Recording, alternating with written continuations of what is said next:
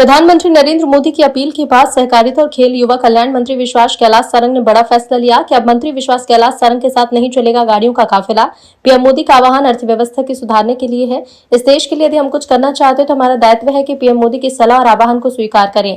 कार्यकर्ताओं से भी अपील की है कि कम से कम पेट्रोल डीजल का उपयोग करें। ये इस देश के नवनिर्माण के लिए पीएम मोदी का नया प्रयास है।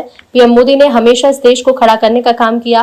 पीएम के नेतृत्व में कोरोना के समय इतने बड़े देश में महामारी से जीतने का काम हुआ।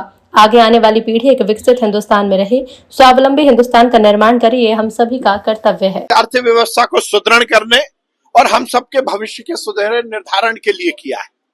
निश्चित रूप से ये हमारा दायित्व है कि यदि हम इस देश के लिए कुछ करना चाहते हैं तो प्रधानमंत्री जी की सलाह को, उनके आह्वान को स्वीकार करें।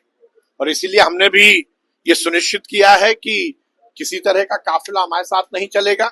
मैंने अपने कार्यकर्ताओं को भी अपील की है कि कम से कम पेट्रोल डीजल का उपयोग करें और ये सुनिश्चित करें कि हम प्रधानमंत्री जी के आह्वान को स्वीकार करें।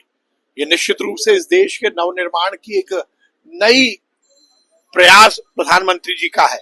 और वैसे भी नरेंद्र मोदी जी ने तो हर समय इस देश को खड़ा करने का काम किया।